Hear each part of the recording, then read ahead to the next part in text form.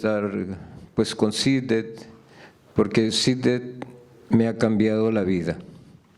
Muy bien, el tema es espermatogénesis. Generalmente cuando hablamos de células madres, nosotros nos olvidamos de los espermatozoides, cuando es la parte más importante precisamente de lo que se va a iniciar después. Entonces, no hay cartílago si no hay espermatozoides.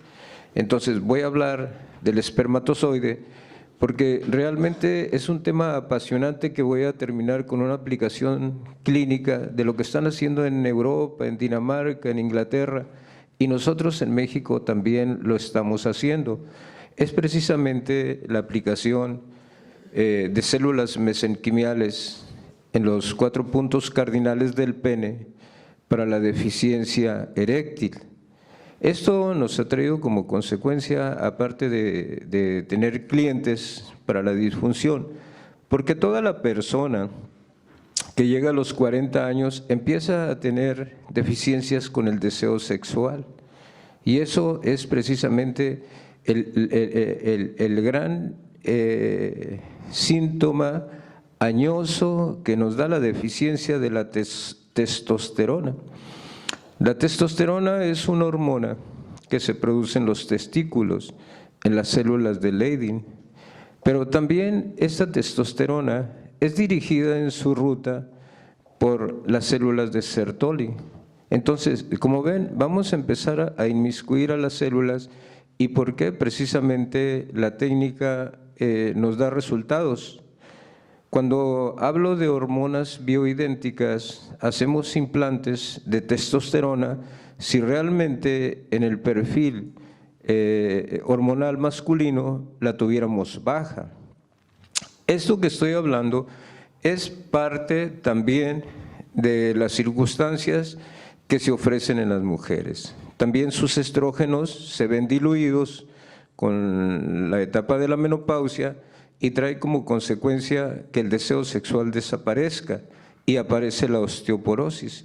En el hombre también, el hombre va perdiendo grasa y va perdiendo músculo, y esto trae como consecuencia que el individuo poco a poco se empieza a deprimir, se empieza a volver neurótico, empieza a tener cambios humorales, cambios de ánimo, y esto se puede solucionar fácilmente con un implante, ¿no? El implante lo hacemos con un trocar, hay trocar de 8 y trocar de 12, entonces son como unas escopetas donde se cargan la testosterona, que ahora viene dosificada, ¿no? Esa es la gran diferencia, que si yo voy a la farmacia voy a encontrar testosterona de 200 miligramos, de 500 miligramos, de 250. Muy bien. Cuando hablamos de los implantes de las hormonas bioidénticas, esta viene por 50 nanogramos, viene por 100 y hasta 300 lo máximo. Si yo tengo un paciente en mi consultorio porque es hipertenso, ese paciente, aparte de la hipertensión, posiblemente traiga otro tipo de enfermedades que es necesario hacer los exámenes de rutina antes de llegar a hablar de las hormonas bioidénticas, ¿no? Entonces, estoy hablando con la testosterona, porque realmente en el mundo de la espermatogénesis, como está atrás, lo forman las espermatogonias, ahí empieza la vida. Las espermatogonias no es otra cosa más que hormonas diploides que van a formar a un espermatozoide que es haploide. ¿Qué quiere ese haploide y diploide? Pues que simplemente hay un juego de tipo cromosómico y cuando es doble tenemos nosotros las células diploides. Muy bien, dentro de la evolución vamos a hablar de la fecundación. Cuando se fecunda el óvulo, empieza una serie de degeneraciones en ese óvulo o en ese cigoto, en ese huevo, que empieza inclusive a cambiar de color los rangos moleculares. Si nosotros pudiéramos sacar el rango molecular azul, posiblemente tendríamos ahí nosotros tejido para hacer una clonación de cartílago, por ejemplo, que es muy común en nosotros, o bien tendríamos nosotros células reparadoras en el futuro para el corazón, un corazón isquémico, por ejemplo.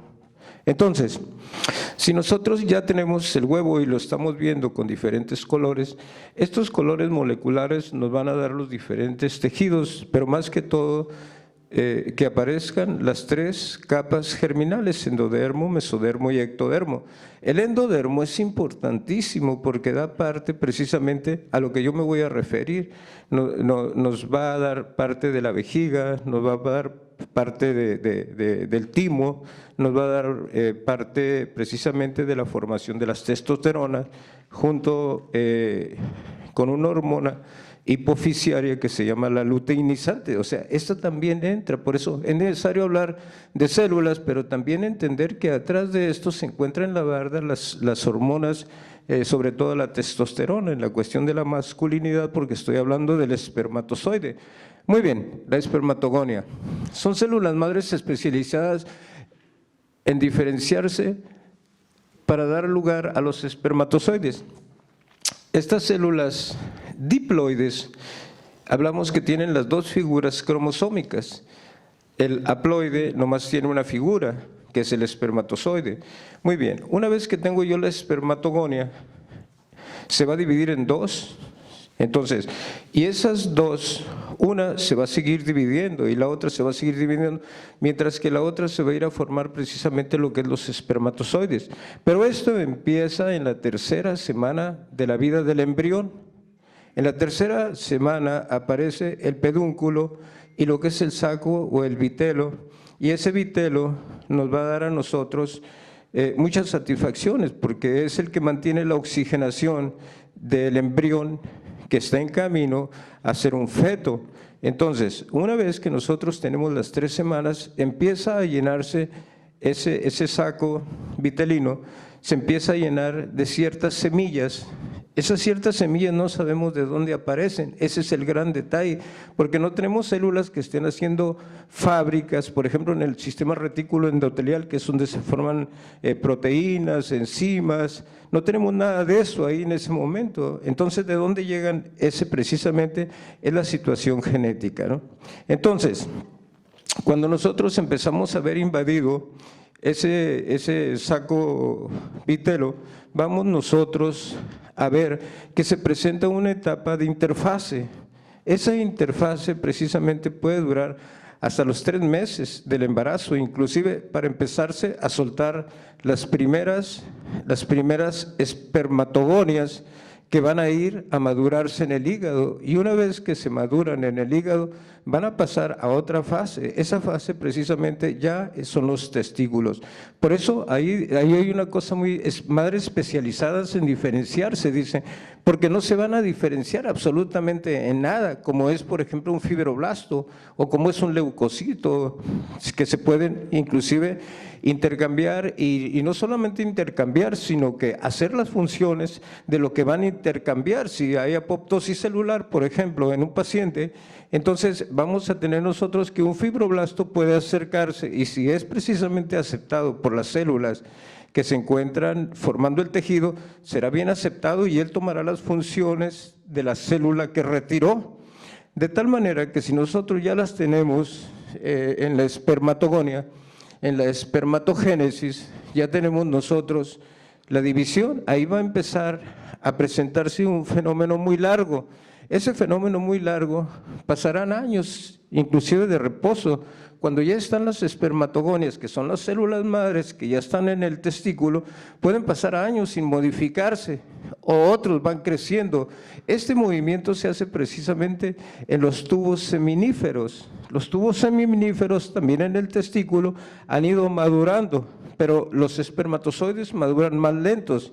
Algo está pasando. Cuando nosotros vemos, por ejemplo, en ciertas etapas donde no es la pubertad, en los muchachos, por ejemplo, vamos a tener nosotros una interfase. Está dormido todo, pero genéticamente no está dormido, está trabajando precisamente en esa célula haploide, está trabajando la situación genética. armándose precisamente para que cuando encuentre de nuevo otra vez al óvulo, se vuelva a presentar precisamente lo que es la vida. Muy bien, ya tenemos nosotros a un testículo que ha sido llenado por células germinales. Estas células germinales van a entrar en un proceso de descomposición para formar otro tipo de células. Este tipo de células no va a ser otra cosa más que esbozos de espermatozoides. Entonces, los espermatocitos van a pasar por etapas, espermatocito primario, espermatocito secundario, hasta que tenemos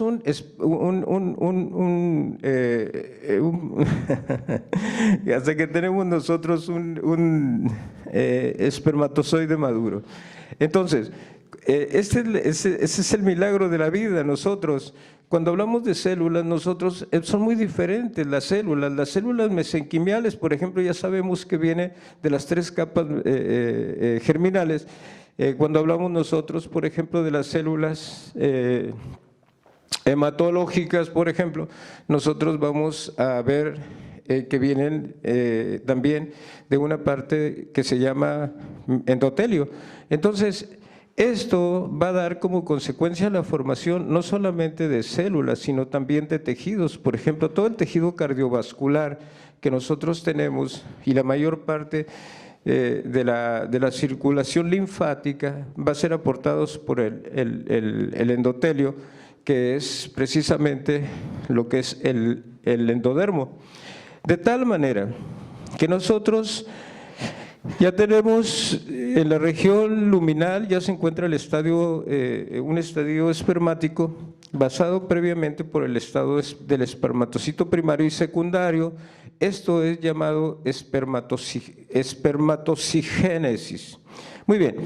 La espermatogonia se reserva, dice, no es frecuente que se divida, a lo menos de que existan pocas espermatogonias, porque nosotros tenemos 3 tipos de células madres que se van a dividir y que se llaman igual, nada más que les ponen ciertos indicativos. Por ejemplo, tengo yo, por ejemplo, aquí está la espermatogonia, por ejemplo. Entonces, nosotros tenemos el espermatide. El espermatide son los jugos y son las moléculas que se van cristalizando para dar como resultado un espermatozoide. Entonces, aquí ya tengo el espermatocito primario, con la flecha lo podrán ver, tengo el espermatocito secundario y ya nace el espermatozoide. Y se vuelve otra vez a dar la vida. Entonces, esto es preciosísimo, que nosotros tengamos un conocimiento de dónde venimos, pues todo el tiempo estamos hablando nosotros de que queremos entrarle, por ejemplo, dentro de mi experiencia a niños que tienen autismo, por ejemplo, con células madres mesenquimiales. Esto nos ha dado unos resultados clínicamente espectaculares, ¿no? Porque estos niños son hiperactivos, no te pueden ver de frente porque ellos se vuelven locos, ¿no? Entonces, esta oportunidad que nos ha dado es saber trabajar con células madres, te ha ido interiorizando precisamente en la embriología. Vas a la embriología, esculca y vienes a la fisiopatología, ¿verdad? Y vas aplicando precisamente los millones de células que tú quieres, no los que el laboratorio o el banco hematológico está vendiéndote, ¿no? Entonces, hemos tenido muy buenas relaciones con la venta de células madres, y esto nos ha llevado precisamente a que el conocimiento humilde del médico pueda desplazarse. Entonces, estoy aquí precisamente para que defendamos lo que es los espermatocitos. La testosterona va a dar como consecuencia, por ejemplo, que nosotros, aparte de debilitarnos en el deseo sexual, nos vamos a debilitar de los músculos se van a empezar a acabar, entonces se va a empezar a acabar la grasa. Va a haber también disturbios en el acomodo de la grasa. Las personas que, por ejemplo, están engordando de forma como cilindro, estas personas es porque le falta testosterona, o sea que clínicamente nosotros podemos diferenciar inmediatamente cuando a una persona le falta testosterona, y todo esto es precisamente en las células de Leydig. Entonces, por eso es que funciona buscar la disfunción eréctil, corregirla por intermedio de células mesenquimiales, ¿no? Entonces hacemos norte, sur, este, oeste, aplicamos 5 millones de células mesenquimiales repartidas y todavía tenemos chance de ver qué está pasando en el perfil hormonal, si necesita un implante de testosterona. O sea, no hay que meter testosterona nomás porque sí. Entonces, hay que ver cómo está el estado prostático, aunque no hay todavía que nos digan, por ejemplo, aquí está este estudio científico que diga que no se puede meter testosterona cuando un paciente tiene prostatitis, por ejemplo, ¿no? Entonces, no se animan a decirlo, ¿verdad? Entonces, comercialmente se maneja realmente, pero fisiológicamente no se encuentra comprendido bajo el estudio este que nosotros estamos presentando, no se encuentra precisamente esta relación. Entonces, que diga, por ejemplo, cuidado porque la próstata va a crecer, son mentiras eso. Hasta ahorita no hay un estudio científico, entonces la podemos seguir usando. Ahora, cuando nosotros trabajamos con pacientes con ataxia cerebelosa, por ejemplo, que es algo muy difícil, es neurológico, pues ahí también van las mesenquimiales en una cantidad exorbitante. Es un tratamiento, vamos a hacer un tratamiento para 1 año y nos va a dar resultados. De ese, cuando menos se detiene el proceso, ¿no? Se detiene el proceso, el paciente empieza a hablar mejor porque la torpeza de la ataxia es precisamente la marcha y precisamente lo que es el lenguaje. Ahí se dificulta mucho la circunstancia. Aunque estas personas, igual que el autista, tienen una supermemoria, hay superinteligentes. Recuérdense, Einstein, por ejemplo, Einstein era un paciente que tenía autismo. Entonces, bajo esas circunstancias no hay seres pequeños, ni una ni más. Muchísimas gracias por estar junto con nosotros y que viva mucho tiempo CISDED.